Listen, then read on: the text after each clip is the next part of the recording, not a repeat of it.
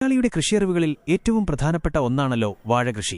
വീട്ടുമുറ്റത്തായാലും തോട്ടങ്ങളിലായാലും ശരിയായ രീതിയിൽ പരിചരിച്ചാൽ മികച്ച ആദായം തരുന്ന ഒരു വിളയാണിത്. ഒരു വാഴ നടുമ്പോൾ മുതൽ കുലവെട്ടുന്നതുവരെയുള്ള കാര്യങ്ങൾ നമുക്കൊന്ന് പരിശോധിക്കാം. നമ്മുടെ നാട്ടിൽ ഏത്തവാഴ, നേന്ത്രൻ, ഞാലിപ്പൂവൻ, പാളയംതോടൻ തുടങ്ങിയവയാണ് പ്രധാനമായും കൃഷി ചെയ്യുന്നത്. കുഴിയെടുക്കൽ, ചിങ്ങം കന്നി മാസങ്ങളാണ് നടാൻ ഏറ്റവും അനുയോജ്യം. 2 അടി നീളവും വീതിയും ആഴവുമുള്ള കുഴികളെടുത്ത് അതിൽ ഉണങ്ങിയ ചാണകപ്പൊടിയും മേൽമണ്ണും ചേർത്ത് വേണം കന്നുകൾ നടാൻ. നടുന്നതിനു മുൻപ് കന്നുകൾ ചെത്തി വൃത്തിയാക്കി പ്രാക്സിനേഷൻ, ലായനിയിൽ മുക്കിവെക്കൽ ചെയ്യുന്നത് രോഗങ്ങളെ തടയാൻ സഹായിക്കും. രാസവളത്തേക്കാൾ ജൈവവളങ്ങൾക്കാണ് വാഴകൃഷിയിൽ മുൻഗണന നൽകേണ്ടത്. ചാണകം, കടലപ്പിണ്ണാക്ക്, എല്ലുപൊടി എന്നിവ ഇടയ്ക്കിടെ നൽകാം. വാഴ നട്ട് 2-ാം മാസവും 4-ാം മാസവും നിർബന്ധമായും വളം നൽകിയിരിക്കണം. നനയും സംരക്ഷണവും വേനൽക്കാലത്ത് നന്നായി നനയ്ക്കണം. കാറ്റിൽ വീഴാതിരിക്കാൻ ഊന്നുവടി കൊടുക്കുന്നതും ഉണങ്ങിയ ഇലകൾ യഥാസമയം വെട്ടിമാറ്റുന്നതും നല്ലതാണ്.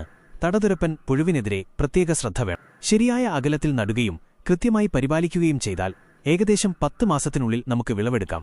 സ്വന്തം ആവശ്യത്തിനുമൊപ്പം നല്ലൊരു വരുമാനമാർഗമായും എണ്ണമുള്ള തടയും കപ്പക്കിഴങ്ങിന്റെ തൊലിയുടെ നിറത്തിന് സമാനമായ ചുവപ്പ് കലർന്ന തവിട്ട് നിറവുമാണ് ഈ വാഴയുടെ കുലയ്ക്കും പഴത്തിനുമുള്ളത്. അതുകൊണ്ടാണ് ഇതിനെ കപ്പവാഴ എന്ന് വിളിക്കുന്നത്. ചിലയിടങ്ങളിൽ ഇതിനെ ചെങ്ങാലിക്കോടൻ അല്ലെങ്കിൽ ചുവന്ന പൂവൻ എന്നും വിളിക്കാറുണ്ട്. രുചിയും ഗുണവും.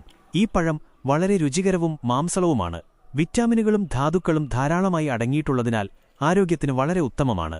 കൃഷി മറ്റു വാഴകളെ അപേക്ഷിച്ച് കുല വരാൻ അല്പം കൂടുതൽ സമയം, ഏകദേശം 12 മുതൽ 14 വരെ മാസമെടുക്കാറുണ്ട്.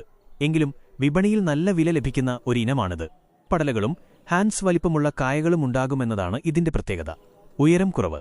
സാധാരണ നാടൻ വാഴകളെ അപേക്ഷിച്ച് റോബസ്റ്റ വാഴയ്ക്ക് ഉയരം കുറവാണ്.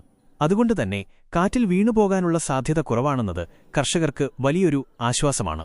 രുചിയും ഉപയോഗവും. മൃദുവായ